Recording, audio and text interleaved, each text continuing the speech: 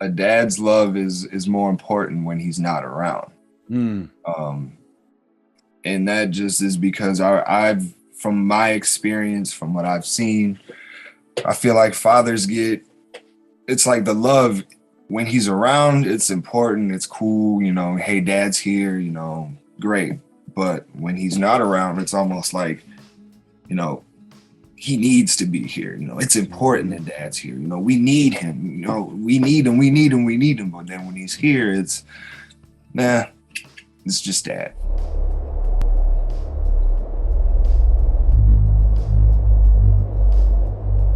What's going on, everybody? It's the Iron Father, and I wanted to do an intro to this video that I'm about to post. It's an excerpt from a conversation, an interview that I did with my oldest son, actually over 3 years ago, right before Father's Day. I went and found this video just because I'm just going through reposting some old material, converting it from my old channel to this one. And I thought, wow, it's interesting that this video just kind of came up, and this interview came up after the video that I posted about, dear white man, I'm not your black fatherlessness whisperer.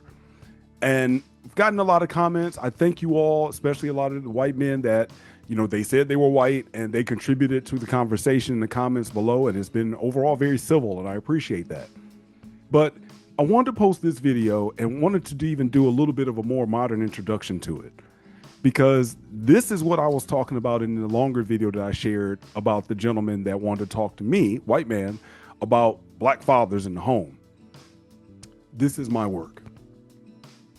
You see, it's easy, as I said, politically, for us to all talk about, well, what's black fathers doing, and black fathers doing this to black culture. And, I even have to also laugh. I didn't mention this in the other video, but I bet that guy that was talking to me probably doesn't even live around black people and probably has never in his life. But I'm not going to digress there. I want to point out that in many cases, it is not about our differences. It's about the things that we actually have in common. When I first started Iron Father, you notice I was calling myself the Black Prospector previously, because my initial mission was to only focus on black men. But when I created Iron Father, one of the reasons why I went with a whole different name was because the plight of talking about men over 50, divorced, having to rebuild, or maybe they're about to get divorced, they have to rebuild, they have to recalibrate, they have to restore, and they have to thrive. That's a message not just for black fathers. White dads and husbands, that's for you as well.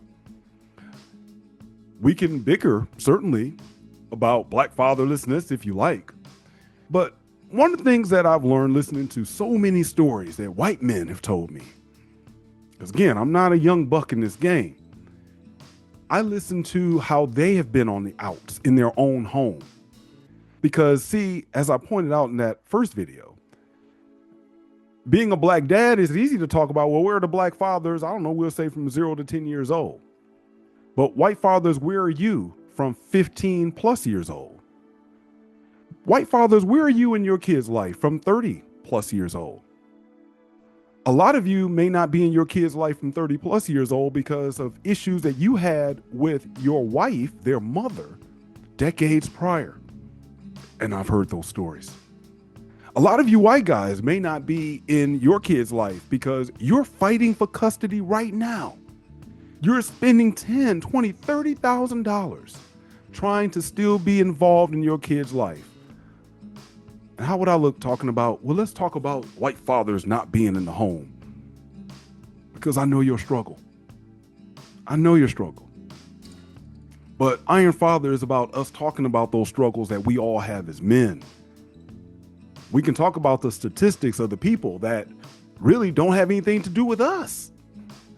I'm going to do a much longer series on something totally different. It's going to be on the body count of prospective wives that some of you may be running into as you're in the dating market. But really overall, what does that have to do with how you manage your woman and your relationship on where she's been with other people? So in much the same way, we can talk about the stats, but what does that have to do with you? What does that have to do with me? Well, I'm here to bring some of my receipts. I can put up interviews with my own sons of what I've put into them. I thank God. It's definitely no credit on mine. I just tried to be a better man every single day and encourage them to do the same. And in this interview, as I was listening to it, editing it out, or editing portions to put out for just this snippet, one of the struggles is now even hearing my son on how he's wondering, wow, I just still don't even get the recognition for being here. Whether it's with my own kids, biological kids in that regard, or even the recognition of being here for kids that aren't biologically mine. So here's a black man that's doing something about black fathers. He's becoming one to kids that aren't even biologically his. And if you look at the work of Dr. T. Hassan Johnson, he mentions all the time that many black men grow up seeing that this could be the norm, that they are going to be a stepfather. And I know many of you white guys are going through the exact same thing. It may not be a Charlie Kirk or whatever, again, the Republican pundit is, or whatever Democrat that's talking about it. But when you look in your house, many of you have been through the same thing with your own father and may or may not have a relationship with him. And you may be going through it with your own kids. So we have a lot more in common, and we can focus on that, because I don't have anything to do with black fatherlessness. Although I will talk about the issue for sure, but I haven't made my channel about this. Instead, my channel is more about what brings us all together. And y'all know me, this is no kumbaya. We all love one another, because that video that I gave shows that I know we don't. So let's stop faking the funk. The truth is that now where we are at in this day and age, men of all so-called races, colors, and creeds need to come together on this topic, because we all are facing issues of whether or not we want to be, especially over 50, want to be a stepfather again, or whether we do not want to. We're all facing the issues of family court. We all face the issues of fighting to see our kids. We all face the issues of trying to avoid some charges that may be trumped up against us that will hamper us having maybe joint custody or visitation in the future. We're all fighting the struggles of a perception of when you show up at your kid's school and now they look at you like, well, who are you? You're like, well, actually, I'm little Ricky's father. Oh, well, we saw another guy here with the mother, and we all struggle with the issues of being a stepfather. And then your child wants to go have a relationship with the biological father. So I'm going to go ahead, run right back into this video. Let me know what you think in the comments below. Has this been your experience? Check out the podcast. Again, I do a bad job promoting that, but check out the Iron Father Radio podcast. I'll leave a link in the description. And let's have a dialogue. Again, I'm about men being men, regardless of what ethnicity that you are, because I know right now in this day and age, let's not go for the okie doke of only looking at black fathers. Out here talking to my white dads, I know this is you too. And let's talk about it. And I hope you're not ashamed of it, because as I pointed out in that first video, you're under pressure as well of keeping up an image and a standard that was given to you, oftentimes by Hollywood.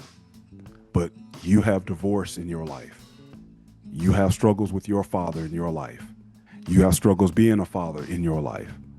And I want you to be able to find some solace here, not some race baiting, because I got white fatigue and I got black fatigue. But you know one fatigue I don't have? I don't have the fatigue of talking with my sons. Because as I watch this interview, nothing that makes me more proud than being able to look at the kind of man that he is. But what about you? And what's your relationship with your kids? Exactly. So it's like 2 out of 3, I think it speaks to what you're saying. You almost get more fanfare. Again, maybe it's the squeaky wheel gets the grease. You would almost get more fanfare if you didn't even stay around, if you weren't around.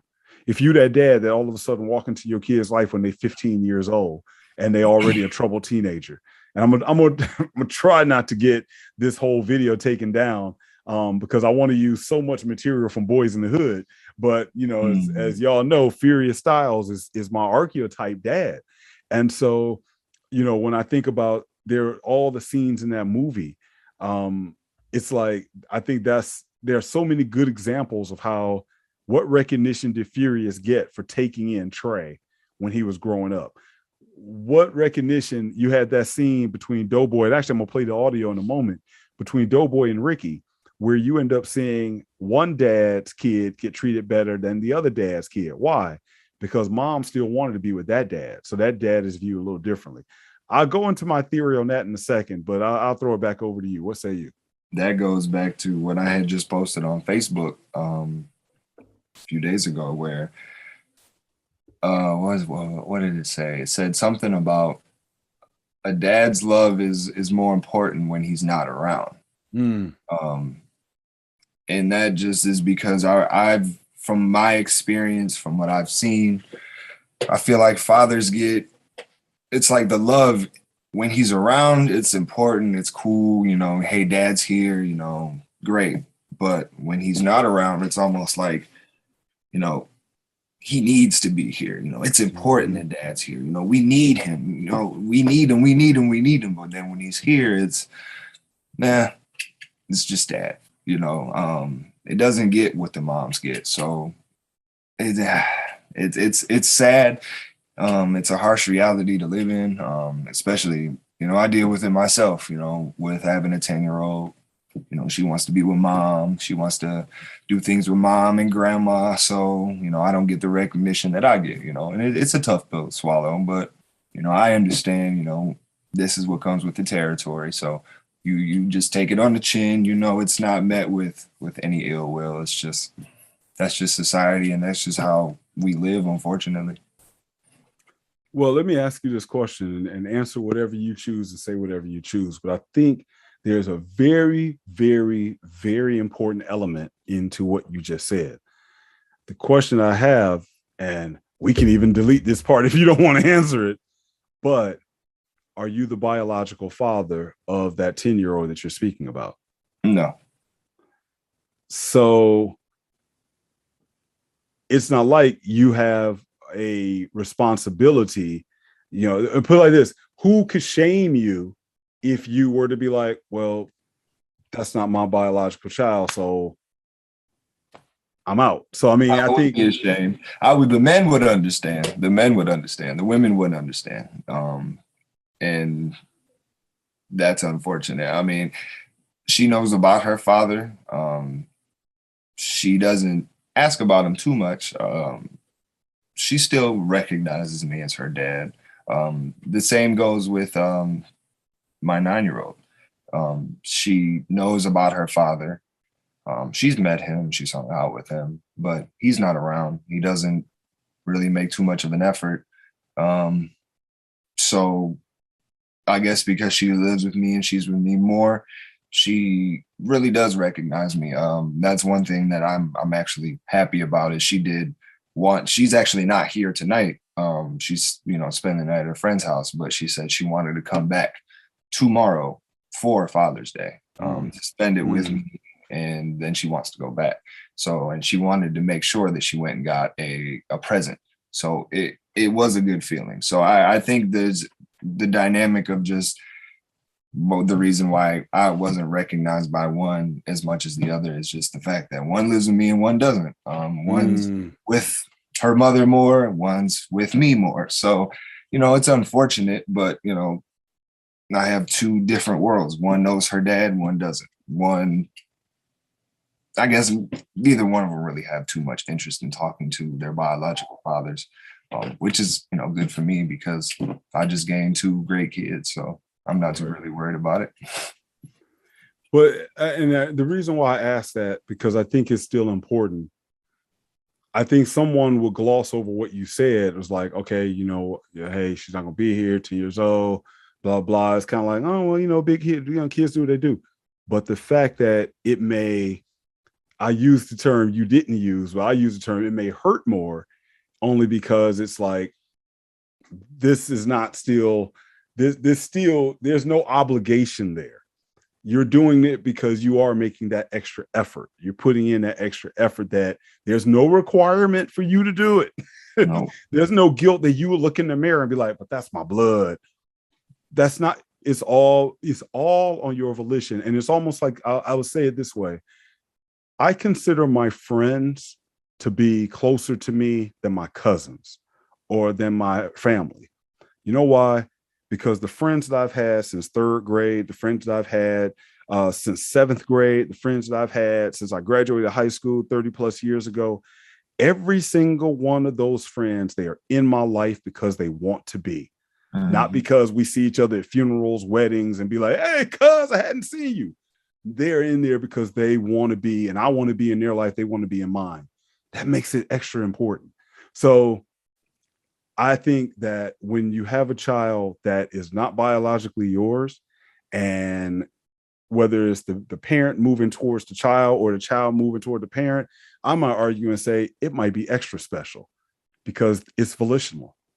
Y'all doing it because you want to do it, not because you feel like I'm obligated to do it.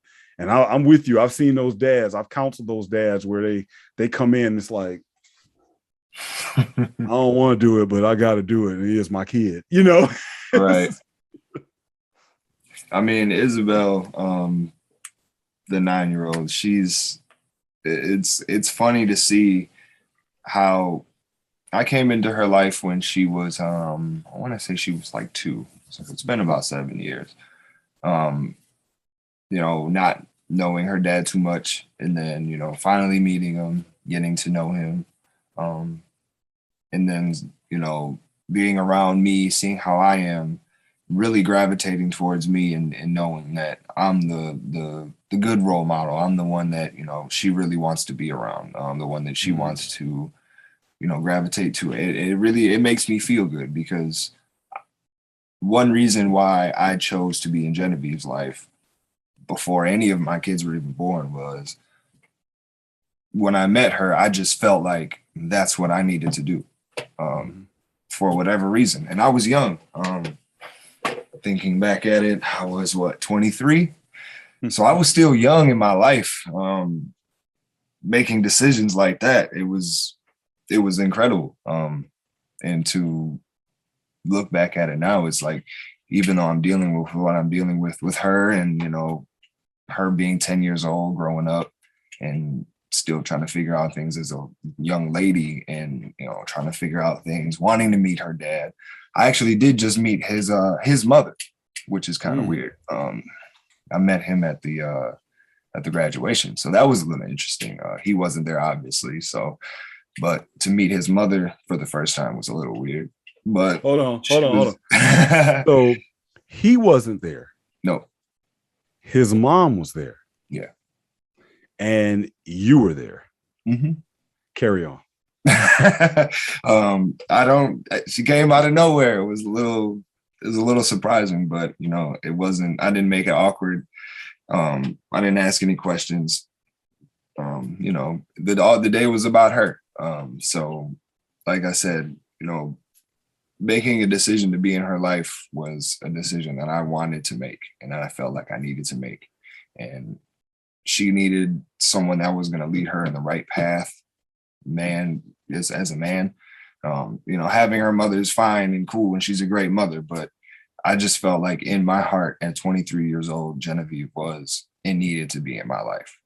So at some point, it was just, hey, it's Corey. And then next thing you know, it was Daddy. And I didn't even care. It was like, yeah, call me Dad. Hey, I welcome it. Yeah, I'm Daddy. Yep, I'm Daddy. And then it was hanging on my shoulders, and, it was great. So I love it. And like I said, Isabel, and I could go on and on and on about these two. But Isabel is a great child. She's smart, and she has the attitude like no other. But coming into her life and knowing that how her dad is, I'm like, this isn't somebody that she needs to be around. This isn't somebody that she needs to look up to. And being with her mother, I'm like, you know what? I can do this. I'm already doing this with one child. I can do it with one more, and I can change lives. And that's what I feel like I'm doing, is I'm changing 2 lives, because I could have easily said, peace, this isn't my responsibility. But I felt like I needed to be that person to change their life. So it's a great decision to make. I know I just rambled off and started going on about them, but I could do that all day long as Jaden is walking down the stairs, my son. No, because I think it's relevant. I just did some quick math there. So, whatever gift you will receive tomorrow, really, there should be no greater gift than from your daughter's mothers. Because when I did the math, if I take the last blanket figure, I think that most people throw around, is that over 18 years, it takes approximately $250,000 to take care of a child from kindergarten to 18. If that stat is true, we don't know how true it may be. Obviously, it varies. But doing the math, that's just under $14,000 per year, just under. I don't know what gift you're going to get, but again, let me put my forecaster tinfoil kufi on. It will not be $14,000 worth of a gift. And I wish. To what you are giving. And I wish. It will not be $14,000 of a gift to what you are giving. And it's different for me because obviously it's more of a case of I'm not taking on someone else's child. So again, I think the trope that most women would say, most people would say, well, you had them. And even the kids themselves will say, well, I didn't choose to be here. You brought me in here. And that would be a valid argument in my case. But in yours, this is $14,000 per year. You're taking on it. You don't have to. So now I'm going to go back to your solution. Why in the world should another man have to give you a gift? Dude, you should be treated like a king tomorrow. Unfortunately, women don't look at it like that. I've actually been told that, hey, that was your decision. You made that choice. I've been hit with that. So, it's just one of them things. Like I said, you just got to take them on the chin because us men, we think a little bit. We're not thinking with emotion. We're thinking rationally, and rationally, yes, we should be getting, I should be getting everything I want, you know what I'm saying? But unfortunately, I'm not, and that's fine. They tend to think a little bit emotionally, so they feel like, that's a decision I made. I'm a man. I didn't have to do it, But if I were to decide, I don't want to do it anymore, then I'm wrong. So, I just take it on the chin. It is what it is. I don't really look for any recognition from them. All the recognition I want is from the kids. And that doesn't necessarily have to be a gift. Just when they grow up, recognize me. When they talk about me, say that Dad was there, that Corey was there, that he stepped up.